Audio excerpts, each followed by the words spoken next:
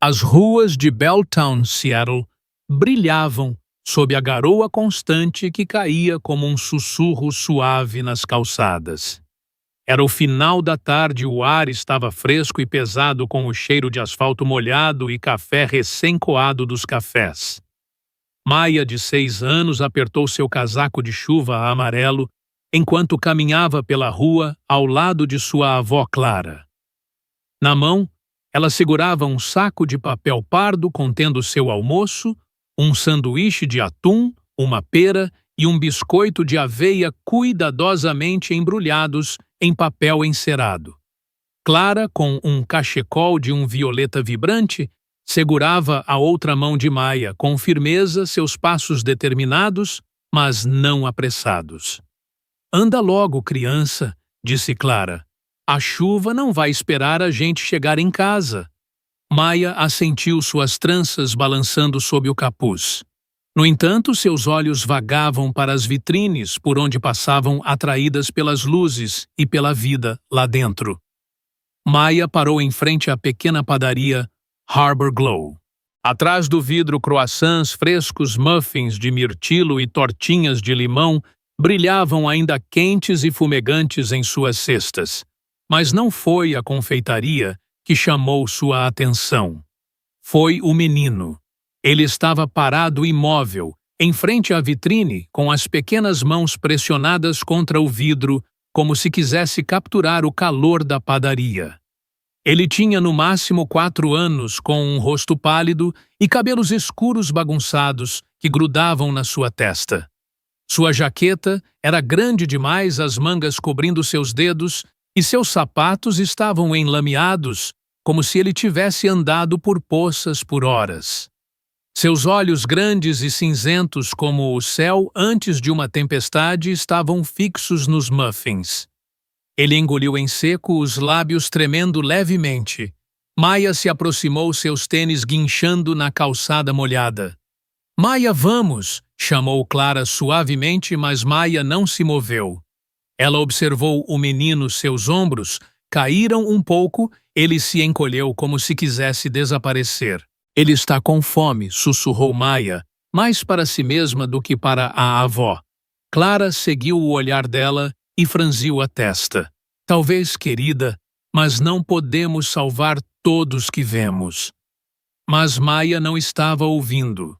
Ela já tinha visto aquela expressão antes, não no espelho, mas nos olhos de sua vizinha, a senhora Alice, quando ela falou sobre seu filho perdido. Era o olhar de alguém que precisava de mais do que apenas comida. "Meu nome é Maya", ela disse baixinho, dando mais um passo à frente. "Eu tenho 6 anos. Você não precisa falar se não quiser." O menino não se moveu, mas seus olhos piscaram brevemente, uma pequena faísca por trás do cansaço. Ele olhou para ela, depois de volta para os muffins. Maya sentou-se na calçada ao lado dele, ignorando a chuva que encharcava seu capuz. Ela abriu seu saco de papel e tirou o sanduíche. Com os dedos pequenos e cuidadosos, ela o partiu ao meio, colocou uma metade no guardanapo limpo de seu bolso e o empurrou para ele. "Pode pegar", ela disse. "Ainda está quentinho." O menino hesitou, seus dedos tremendo. Ele olhou para ela, depois para a metade do sanduíche e depois para ela novamente. Lentamente, quase com relutância, ele o pegou. Suas mãos tremiam levemente enquanto ele o segurava, mas ele deu uma mordida, depois outra. Um pequeno sorriso quase imperceptível passou por seu rosto. Maya sorriu de volta. "Você não fala muito, né?" ela disse. "Tudo bem? Minha avó diz que pessoas quietas ouvem mais." Ela começou a cantarolar uma melodia suave, uma que ela tinha aprendido com Clara quando era ainda menor. O menino virou a cabeça para ela e então, como um milagre, ele deu uma risadinha suave. Mal um som, mas real. Ele se aproximou um pouco até que os ombros deles quase se tocaram. "Eu vou te chamar de cinzento", disse Maya, porque seus olhos são como o céu antes de chover de verdade. O menino não disse nada, mas seu sorriso ficou um pouco mais largo. Clara, que estava a alguns passos de distância, observou a cena com uma expressão que oscilava entre o orgulho e a preocupação. Ela queria dizer algo, mas então notou uma mulher do outro lado da rua que a observava. A mulher, em um casaco verde escuro, tirou o telefone e digitou apressadamente.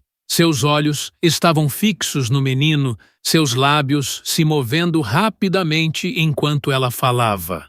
Sim, ela disse ao telefone. Acho que encontrei o menino Voz desaparecido.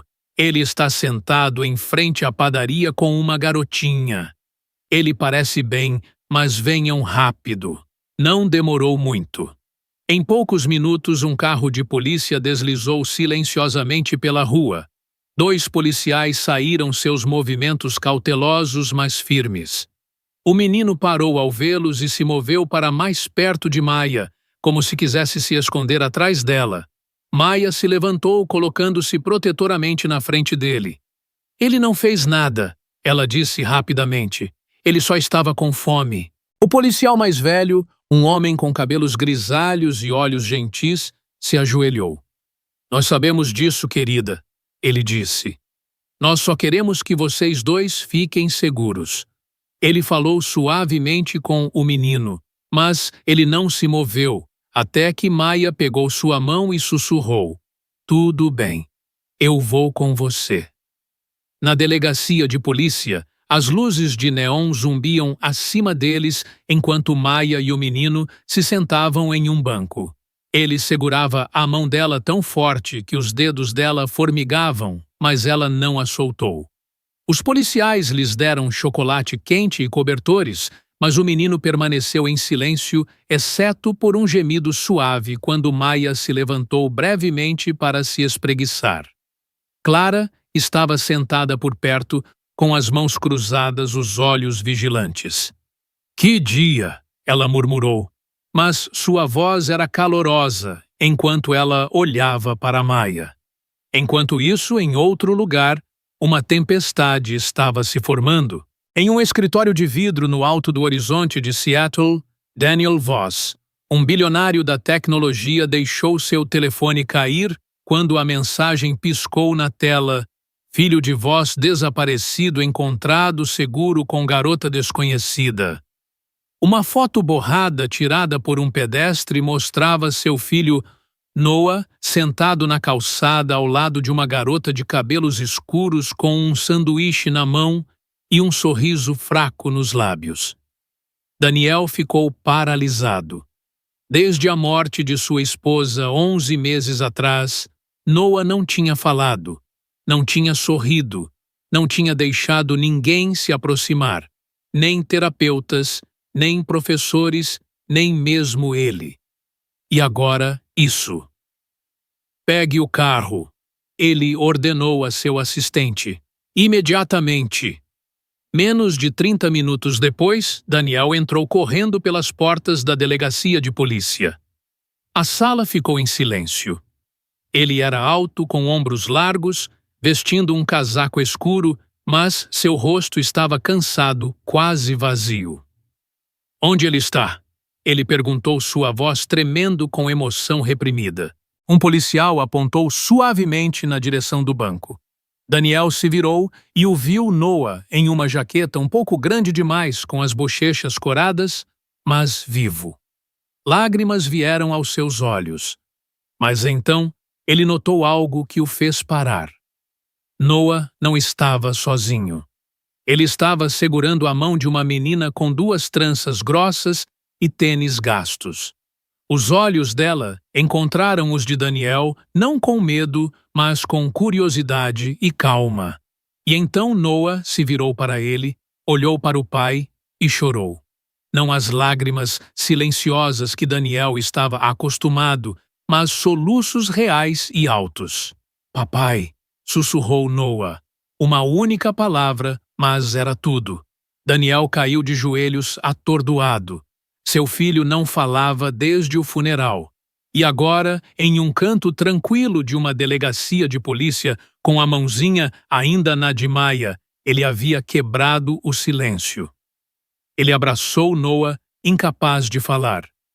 Depois de um longo momento, ele olhou para Maia. Você ficou com ele? Ele perguntou, sua voz falhando. Ela assentiu. Ele estava com fome e um pouco assustado. Eu não queria que ele ficasse sozinho. Os olhos de Daniel brilharam. Por quê? Ele perguntou. Maia olhou para as mãos entrelaçadas. Porque eu sei como é se sentir sozinho. O silêncio na delegacia continuou mesmo depois que Daniel e Noah partiram. Policiais, assistentes sociais e funcionários curiosos observavam dos cantos enquanto algo delicado e incrível se desenrolava. Noah, o menino quieto, não apenas tinha falado, mas estava se agarrando à mão da menina que lhe tinha dado seu sanduíche e seu tempo sem esperar nada em troca. Maia ainda estava sentada no banco, suas perninhas balançando os tênis, tocando o chão. Seu chocolate quente havia esfriado. Ela não tinha certeza se este era o fim ou o começo de uma história. Clara chegou logo depois, sem fôlego, seu cachecol meio amarrado e a jaqueta abotoada no lugar errado. Maia, querida, ela exclamou, puxando a menina para seus braços. Você está bem? Estou bem, vovó, respondeu Maia, suavemente, seus olhos voltando para Noah, que estava aninhado nos braços de seu pai, mas ainda olhando para ela. Clara se virou para Daniel, sua postura protetora. Ela não fez nada de errado, ela disse firmemente. Ela viu uma criança em apuros e fez o que a maioria dos adultos não faria. Daniel, ainda ajoelhado, assentiu. Eu sei, ele disse, e eu não estou aqui para repreendê-la. Estou aqui para agradecê-la. Sua voz falhou novamente. Sua neta salvou meu menino. Clara o avaliou por um momento, cautelosa e observadora. Então, ela assentiu lentamente, suas feições suavizando. Ele precisava de bondade, foi só isso. E Maia tem mais do que o suficiente disso. Um policial se aproximou. Senhor Voss, precisamos registrar o relatório oficial. Também entraremos em contato com os serviços de proteção à criança. É um procedimento padrão para crianças desaparecidas. Daniel o interrompeu suavemente. Entendido. Façam o que precisam. Então ele se virou para Clara e Maia.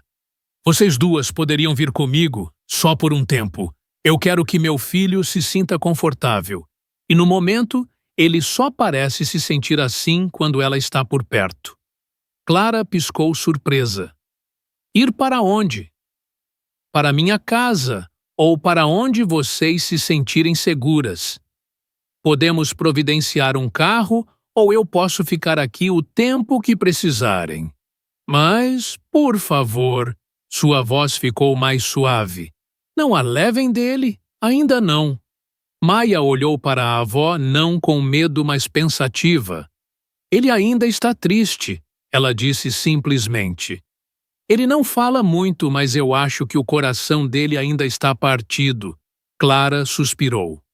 Senhor do céu, ela murmurou. Tudo bem? Só por um tempinho.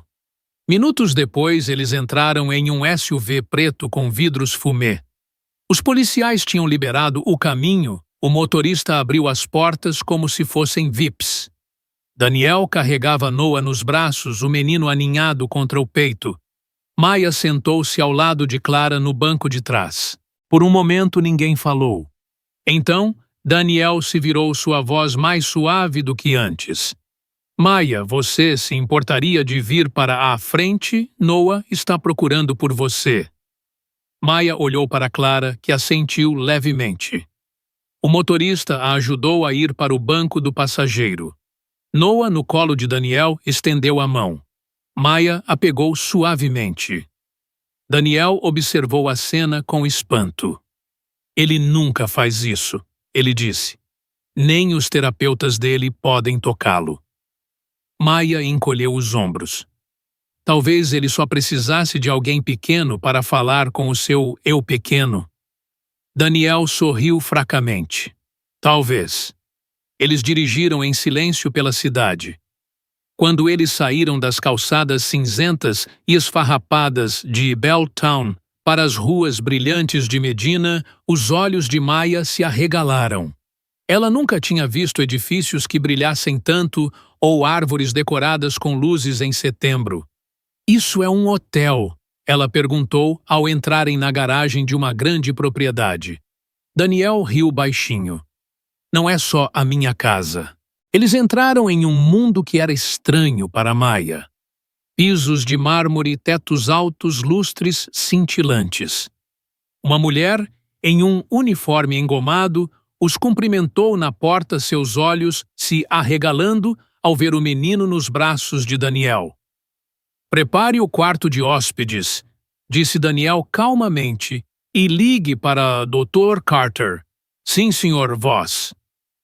Enquanto a equipe se dispersava, Clara segurou a mão de Maia com força. "Você tem certeza?" ela sussurrou. Maia assentiu. "Ele parece que vai chorar." Noah se agarrou a ela novamente enquanto eles caminhavam pelos corredores. Daniel notou como a respiração de Noah parava toda vez que Maia se afastava, e como ele sorria quando ela voltava. Não alto, mas o suficiente. Naquela noite, Maia e Clara dormiram em um quarto de hóspedes que parecia saído de um livro de contos de fadas. Uma cama macia, como uma nuvem, pijamas dobrados na beira da cama, uma bandeja com comida quente na janela. Maia subiu na cama e pulou, uma vez depois olhou para Clara. "Isso é real." Clara se sentou cuidadosamente na beira da cama, seus olhos examinando o quarto com desconfiança. "Parece o sonho de outra pessoa." Maia comeu seu jantar devagar, depois se esgueirou para o corredor com seu ursinho de pelúcia, Sr. Fofinho, na mão. Ela encontrou Daniel no escritório Noah, ainda em seus braços, ambos em silêncio na luz fraca da lareira. "Ele está bem?" ela perguntou baixinho. Daniel olhou para cima, seus olhos cansados, mas gentis. "Acho que sim, quando você está por perto." Maia se aproximou. Noah abriu os olhos e sorriu seu terceiro sorriso naquele dia. Ela colocou o urso em seus braços. "Este é o senhor fofinho," ela sussurrou. "Ele me ajuda quando eu quero chorar." A garganta de Daniel se apertou. "Eu não sei quem você é, Maia," ele disse, sua voz tremendo. "Mas eu acho que você está nos salvando." Maia não respondeu. Ela sentou-se no tapete ao lado do sofá e cantarolou suavemente sua melodia. Pela primeira vez em meses, a casa não parecia mais vazia. O sol rompeu as nuvens densas sobre Medina, banhando os gramados impecáveis e as fachadas de vidro em uma luz dourada e quente. Maia estava na janela do chão ao teto do quarto de hóspedes, com as mãos pequenas pressionadas contra o vidro, observando as gotas da chuva de ontem escorregarem das folhas de um bordo. Atrás dela, Clara estava arrumando seus poucos pertences em uma bolsa de lona gasta. "Não podemos ficar aqui para sempre, querida," ela disse, sua voz suave, mas firme. "Esta não é a nossa casa." Maia se virou, suas tranças balançando sob o capuz de seu suéter amarelo. "Mas o Noah precisa de mim, vovó. Ele ainda tem aquele olhar, como se algo estivesse faltando dentro dele." Clara suspirou suas mãos, parando brevemente. Ela viu a determinação nos olhos de Maia, a mesma que ela tinha visto em sua filha, a mãe de Maia, antes de ela desaparecer anos atrás. "Às vezes, criança," disse Clara, "temos que ajudar os outros sem nos perdermos." Uma batida suave na porta os interrompeu. Daniel Voss estava na moldura da porta, sua aparência impecável, usualmente um pouco bagunçada, como se ele mal tivesse dormido. Noah se agarrava à sua mão, segurando firmemente o ursinho de pelúcia, senhor fofinho, contra o peito. Bom dia, disse Daniel, sua voz cautelosa, quase hesitante. Espero que tenham dormido bem.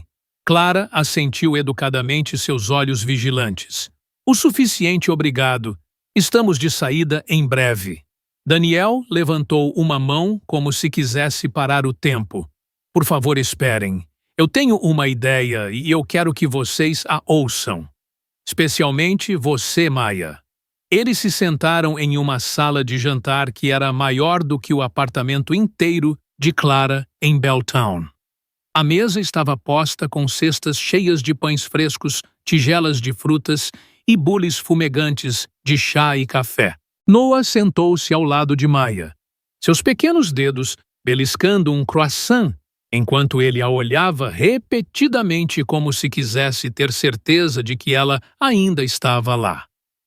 Daniel limpou a garganta, as mãos apoiadas na mesa. Ontem, ele começou. Meu filho falou pela primeira vez em 11 meses. 11 meses em que ele não disse uma palavra, nem mesmo para mim. E isso foi por sua causa, Maya. Ele a olhou diretamente, seus olhos sérios, mas calorosos. Eu quero fazer algo para te agradecer. Não apenas por Noah, mas por todas as crianças como ele e como você. Maya piscou, incerta do que ele queria dizer. Clara se inclinou para a frente, a testa franzida. O que exatamente você quer, Sr. Voss? Ela perguntou, sua voz calma, mas afiada como uma lâmina. Daniel respirou fundo. Eu quero fundar uma fundação, a Fundação Luz de Maya. Um lugar para crianças que se sentem perdidas, que estão com fome, com medo, ou que não têm ninguém para ouvir. Um centro comunitário aqui em Seattle, com programas de educação, alimentação, terapia. O que quer que eles precisem. Ele parou, procurando as palavras certas. Eu quero que vocês duas, Maya e Clara, me ajudem a moldá-lo. Clara cruzou os braços, seus lábios, uma linha fina.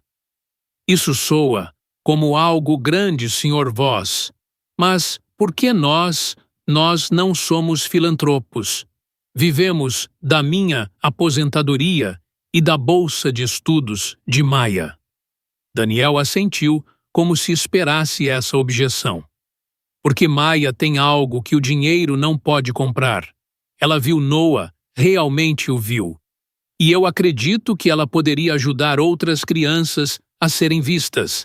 Noah, que tinha ouvido em silêncio, pegou a mão de Maya por debaixo da mesa.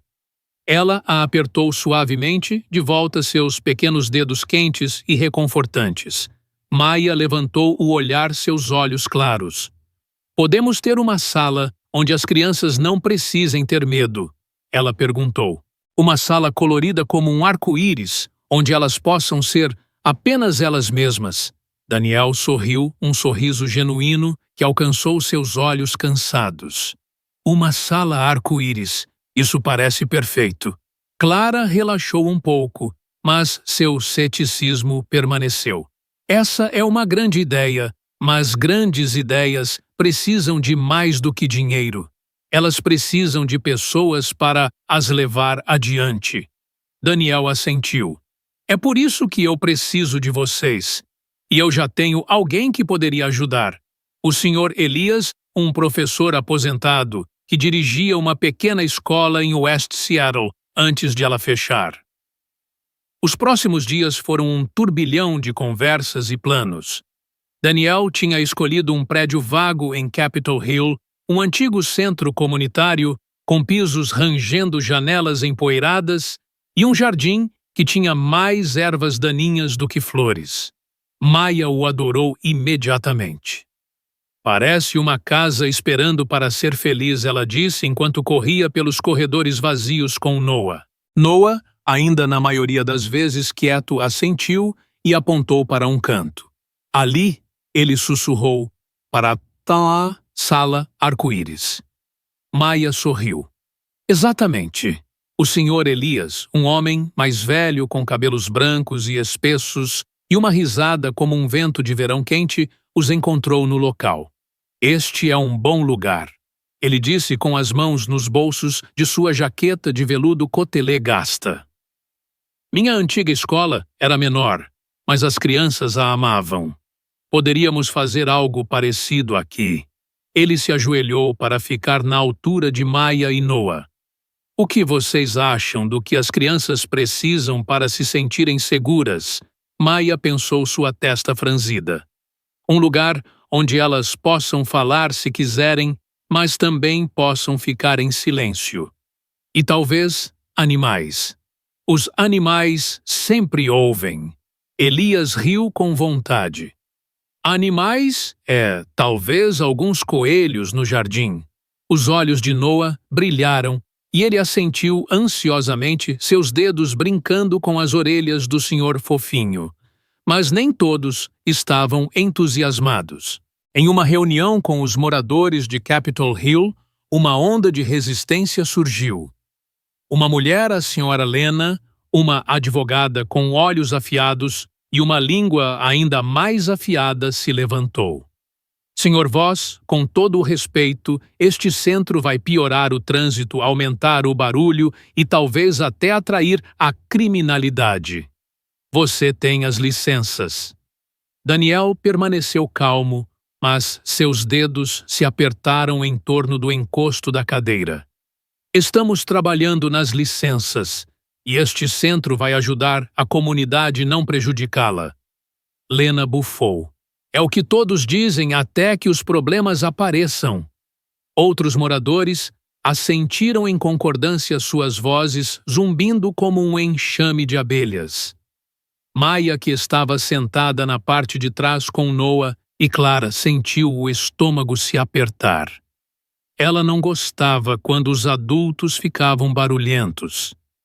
Isso a lembrava das noites em que sua mãe e seus amigos brigavam antes de ela partir. Ela se levantou, suas pequenas mãos fechadas em punhos. Não é só para nós, ela disse, sua voz clara, embora tremendo. É para crianças que não tem ninguém, como o Noah quando eu o encontrei. A sala ficou em silêncio. A senhora Lena piscou, como se não esperasse que uma criança falasse. E o que você sabe sobre isso, pequena? Ela perguntou, sua voz mais suave, mas ainda cética. Maia engoliu em seco. Eu sei como é quando ninguém ouve. Mas eu tenho a minha avó. Algumas crianças não têm ninguém. Clara colocou a mão no ombro de Maia, seus olhos brilhando de orgulho. Daniel aproveitou o silêncio. Maia está certa. Este centro é para crianças que são esquecidas. Não queremos incomodar ninguém, mas sim ajudar. Alguns moradores assentiram, outros sussurraram uns com os outros, mas o clima tinha mudado. O senhor Elias se levantou, sua voz calma, mas poderosa. Eu ensinei crianças por 30 anos. A maioria dos problemas não vem delas, mas do fato de não as ouvirmos. Deem uma chance a este projeto. A reunião terminou sem um acordo, mas uma semente de esperança havia sido plantada. De volta à mansão, Noah estava mais inquieto do que o normal. Ele estava sentado no tapete da sala de estar, abraçando firmemente o senhor fofinho e desenhando com giz de cera em uma folha de papel. Maia se sentou ao lado dele. O que você está desenhando? Ela perguntou. Noah mostrou-lhe uma imagem, uma casa com paredes coloridas, flores ao redor e um arco-íris acima. É a sua sala. Ele sussurrou, sua voz quase inaudível. Maia sorriu. Então, nós temos que construí-la. Daniel, que estava na moldura da porta, observou os dois. Vocês dois são especiais, ele disse baixinho. Mas não vai ser fácil. Há pessoas como a senhora Lena que querem nos parar. Maia se virou para ele. Por que eles não gostam de nós? Daniel se ajoelhou. Às vezes, as pessoas têm medo da mudança, mas você sabe o que é mais forte que o medo. Maia balançou a cabeça. Bondade, ele disse. E você tem isso. As semanas seguintes foram agitadas. Daniel e sua equipe lutaram por licenças, enquanto Clara e Elias organizavam voluntários. Maia teve uma ideia, um dia de histórias, onde crianças e adultos do bairro pudessem vir para compartilhar histórias e conhecer o centro. Se eles nos conhecerem, ela disse a Elias, talvez tenham menos medo. Elias assentiu em aprovação. Você é uma garota esperta, Maia. O dia de histórias aconteceu em um parque próximo com tendas coloridas, cidra de maçã quente e um pequeno pódio. Maia contou a história do pardal que ela havia salvado, como ela tinha feito um pequeno curativo com um pano velho até que ele pudesse voar novamente. Os ouvintes riram e aplaudiram. Noah, encorajado por Maia, mostrou seu desenho da sala arco-íris e sussurrou algumas palavras sobre as flores que ele queria plantar. Pela primeira vez, estranhos aplaudiram ele, mas a alegria foi de curta duração. Uma semana depois, uma carta chegou da cidade. As licenças para o centro estavam em perigo, porque a senhora Lena e outros moradores tinham apresentado uma petição. Eles alegavam que o projeto violava os planos de zoneamento. Daniel ficou furioso, mas se conteve. Nós vamos continuar lutando, ele disse a Clara e Elias. Devemos isso às crianças. Maia, que estava sentada em um canto com Noah, ouviu tudo. Ela se sentiu pequena, como se não pudesse fazer nada. Mas então ela se lembrou de algo que Clara tinha dito uma vez. Quando o mundo está barulhento, ouça com o seu coração. Ela se levantou. Nós deveríamos falar com eles, ela disse, com a senhora Lena e os outros. Talvez eles não saibam por que estamos fazendo isso. Daniel a olhou surpreso. Você quer ter uma reunião com as pessoas que querem nos parar? Maia assentiu. Se eles não gostam de nós, nós temos que mostrar a eles quem somos. Clara riu suavemente, seus olhos brilhando. Ouça a criança, Sr. Voss. Ela tem mais juízo do que todos nós. Elias bateu na mesa. Uma reunião comunitária, aberta, honesta. Nós convidamos todos, até os oponentes. Deixe-os ver o que estamos planejando. Daniel hesitou, depois assentiu. De acordo, mas Maia, você tem certeza de que quer falar? Maia olhou para Noah, que assentiu para ela. Sim, ela disse, pela sala arco-íris. A reunião foi marcada para o próximo sábado em um ginásio em Capitol Hill. Voluntários distribuíram folhetos e Elias trouxe seus antigos alunos, que contaram histórias sobre o tempo deles em sua escola. Maia praticou suas palavras com Noah, que a ajudou a pintar um desenho de seu centro dos sonhos, uma casa com paredes coloridas, um jardim cheio de coelhos e um sino que tocava quando alguém estava feliz. Mas à medida que o dia se aproximava, o nervosismo de Maia crescia. E se eles não gostarem de nós? Ela perguntou a Clara, sua voz baixa. Sua avó a abraçou. Então mostre a eles quem você é, querida. Isso é o suficiente. Noah, sentado ao lado deles, segurou o senhor fofinho. Ele acredita em você, ele sussurrou. Maia riu pela primeira vez em dias e apertou o urso suavemente. Na noite anterior à reunião, Maia estava sentada com Clara, na varanda da mansão, as luzes da cidade de Seattle cintilando ao longe. Vovó, ela disse baixinho, você acha que vamos conseguir? Clara acariciou suas tranças, suas mãos quentes e reconfortantes. Eu acho que você começou algo que é maior do que você. E isso me deixa orgulhosa. Maya se encostou nela, seus olhos fixos nas estrelas. Em algum lugar em seu pequeno coração, ela sabia que este era apenas o começo. Mas os desafios que se apresentavam eram maiores do que ela imaginava.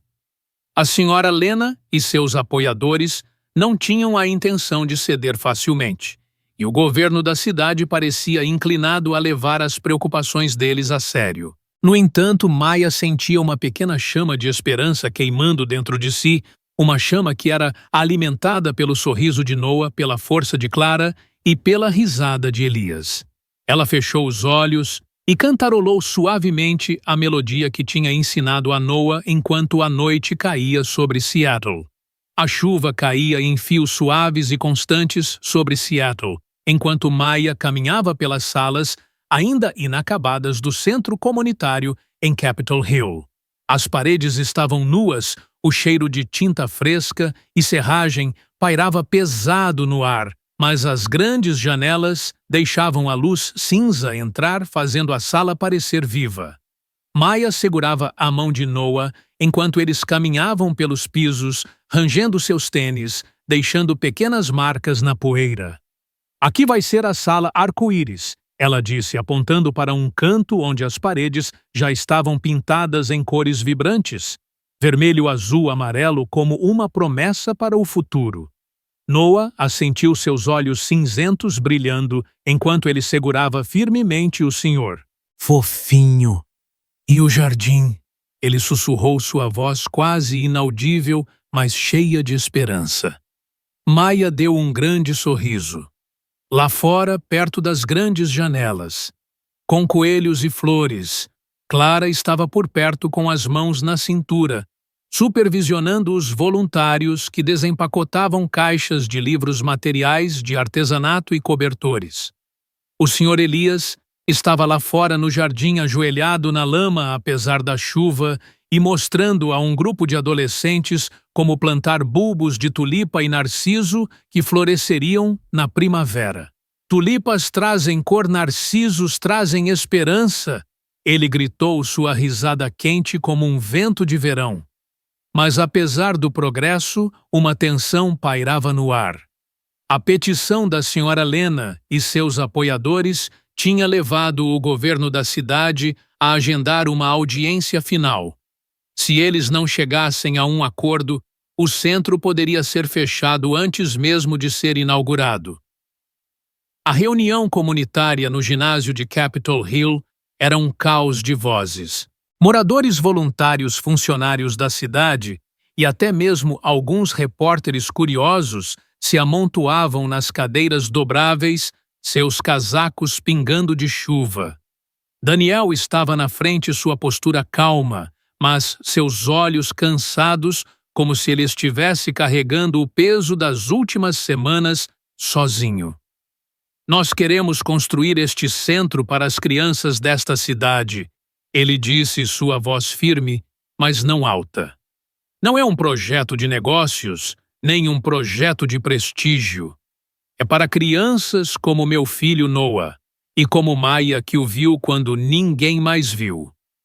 Ele apontou para Maya, que estava sentada na parte de trás com Noah e Clara, suas mãozinhas entrelaçadas.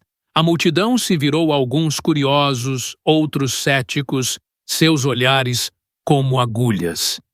A senhora Lena, a advogada com os olhos afiados, se levantou, sua pasta na mão. Senhor Voss, ninguém está questionando as boas intenções. Ela começou, sua voz fria e precisa. Mas os problemas de trânsito, a poluição sonora, os custos. Quem garante que isso não vai destruir nosso bairro? Você tem as licenças certas. Um murmúrio percorreu a multidão, alguns assentindo em concordância, outros cruzando os braços. Daniel respirou fundo. Estamos trabalhando nas licenças. Este centro vai ajudar a comunidade, não prejudicá-la. Nós temos estudos, planos, especialistas, tudo para garantir que funcione, mas suas palavras pareciam ricochetear nos rostos céticos. Maia sentiu seu coração bater mais rápido. Ela tinha preparado suas palavras, tinha praticado com Noah e Clara, mas agora, sob todos aqueles olhares, ela se sentiu pequena, como se pudesse desaparecer no mar de adultos. Noah apertou a mão dela, seus dedos quentes e reconfortantes. Você consegue, ele sussurrou, sua voz quase inaudível, mas cheia de confiança. Clara colocou a mão no ombro dela, seus olhos gentis, mas determinados. Mostre a eles quem você é, querida. Maia respirou fundo, se levantou e caminhou lentamente para a frente.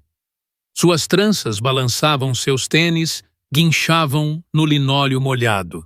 Ela segurou uma folha de papel amassada, na qual ela e Noah tinham desenhado uma imagem do centro, paredes coloridas, um jardim cheio de flores, um pequeno sino que sinalizava alegria. Eu sou Maia. Ela começou, sua voz tremendo no início, mas ficando mais clara, enquanto ela olhava para a multidão. Eu tenho 6 anos. Eu encontrei o Noah em frente à padaria porque ele estava com fome e com medo. Eu não sabia quem ele era, mas eu queria que ele não se sentisse sozinho. Ela parou, olhou para Noah, que sorriu para ela, seus olhos cinzentos brilhando de orgulho. Este centro é para crianças que se sentem como ele se sentiu naquela época.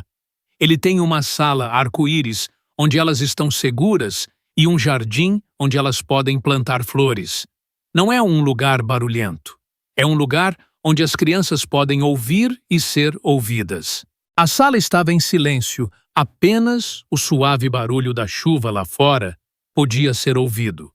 A senhora Lena franziu a testa, mas seus olhos estavam mais suaves, curiosos, como se ela estivesse vendo Maia pela primeira vez. Um homem mais velho na multidão levantou a mão. E quem paga por tudo isso, garotinha?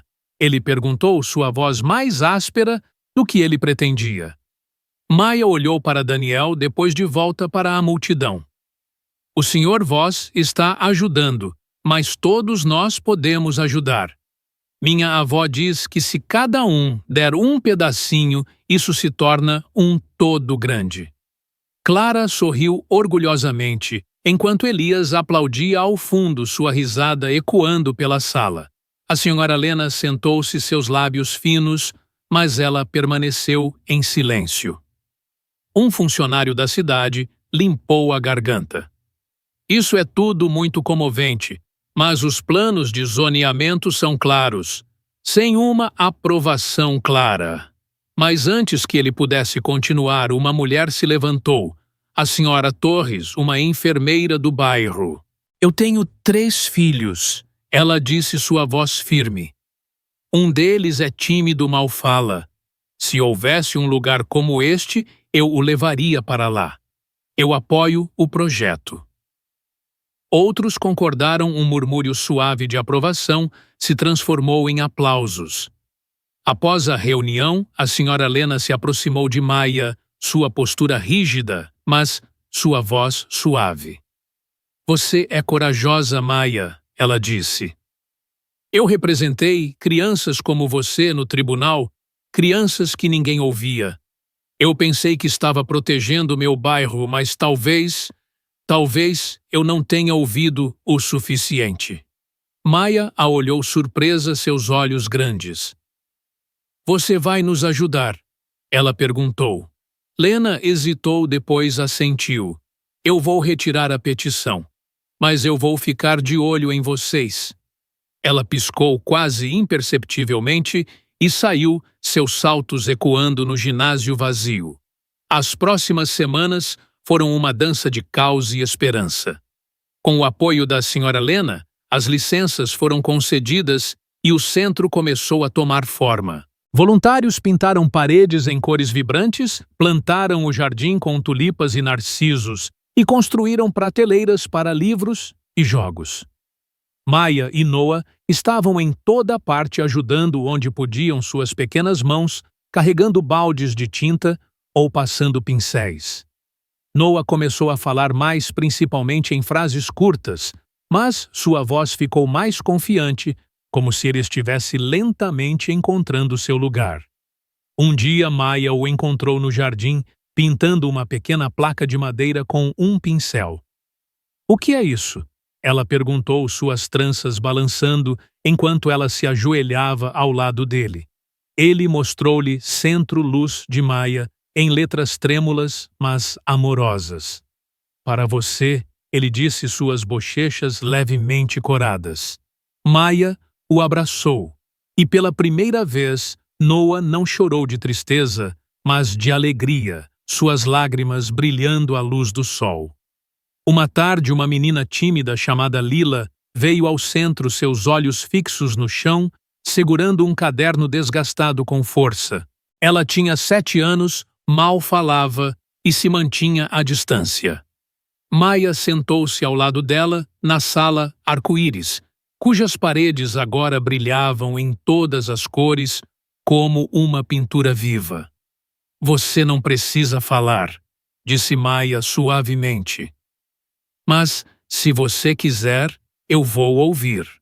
Lila permaneceu em silêncio, mas depois de um tempo, ela empurrou seu caderno para Maya.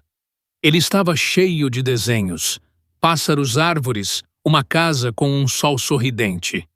"Eles são lindos", disse Maya, sua voz sincera. Lila sorriu, um pequeno e tímido sorriso que se abriu como um raio de sol entre as nuvens. Dia após dia ela voltava, e com a paciência de Maya, ela começou a sussurrar palavras suaves, depois frases. Noah, inspirado, trouxe seus próprios desenhos, e logo os três estavam pintando juntos, suas imagens preenchendo as paredes da sala com cores e histórias. Um dia, um convite inesperado chegou. Maya foi convidada a falar em uma conferência infantil em Seattle, onde jovens falavam sobre seus sonhos para a cidade. Clara estava cética, sua testa franzida. "Ela só tem 6 anos", ela disse a Daniel, sua voz cheia de preocupação. "É um grande palco para uma garotinha." Mas Daniel sorriu, seus olhos gentis. Ela falou na frente de uma multidão irritada. "Clara, um palco não vai pará-la." Noah insistiu em ir, e Lila, que estava lentamente ganhando confiança, também queria estar lá. Então, no dia da conferência, eles estavam em um grande salão cheio de crianças, professores e pais. Maya usava seu suéter amarelo, suas tranças decoradas com miçangas coloridas.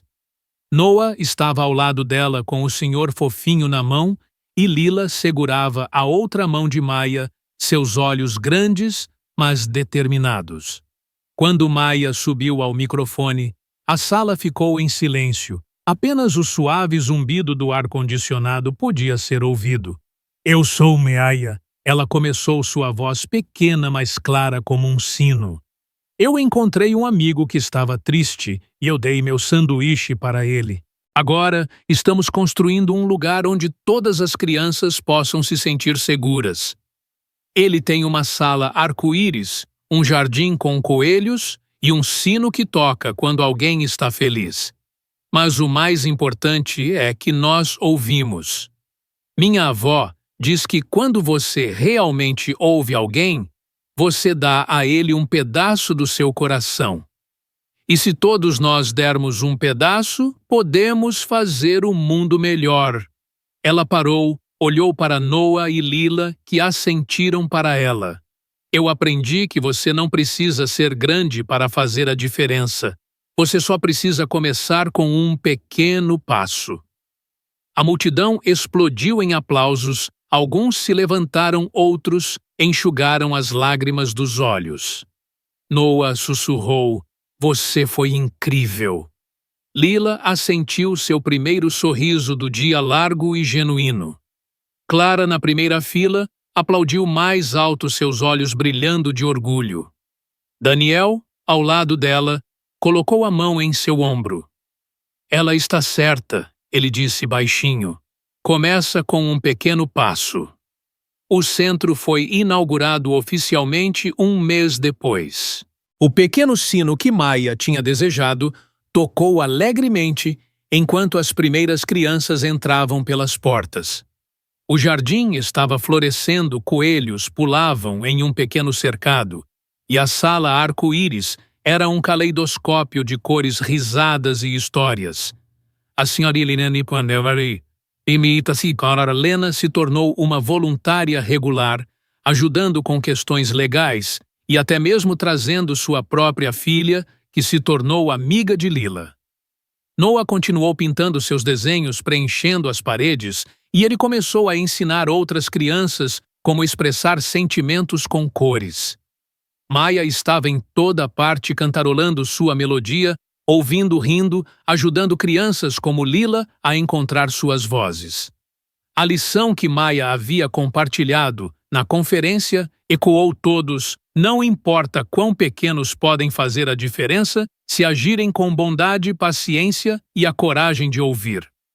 O centro se tornou um farol em Seattle, um lugar onde as crianças não apenas encontravam proteção, mas também uma voz, um lugar para crescer. Maia aprendeu que ouvir é tão poderoso quanto falar, e que um sanduíche, um sorriso ou um arco-íris pintado pode mudar o mundo. Clara assistiu sua neta crescer não em tamanho, mas em coração. Você criou algo grande. Ela disse uma noite enquanto se sentavam na varanda, as estrelas cintilando acima deles como pequenas luzes de esperança. Maia se encostou nela, sua voz suave. Não, vovó. Nós criamos isso juntos. A história de Maia e Noah se espalhou não apenas em Seattle, mas além. Jornais escreveram sobre a menina que salvou o filho de um bilionário não com dinheiro, mas com um sanduíche e um coração aberto. Escolas convidaram Maia para contar sua história, e as crianças começaram a desenhar suas próprias salas arco-íris inspiradas por sua visão. Mas para Maia, o verdadeiro sucesso era o sino que tocava todos os dias quando uma criança ria e os rostos de Noah, Lila e outros que não estavam mais sozinhos. A lição era clara. A bondade é como uma semente. Pequena, insignificante, mas se você a planta e a cultiva, ela cresce em algo que muda o mundo. E com esse conhecimento, Maia encontrou seu próprio lugar, não apenas no centro, mas em uma comunidade que ela tinha ajudado a moldar.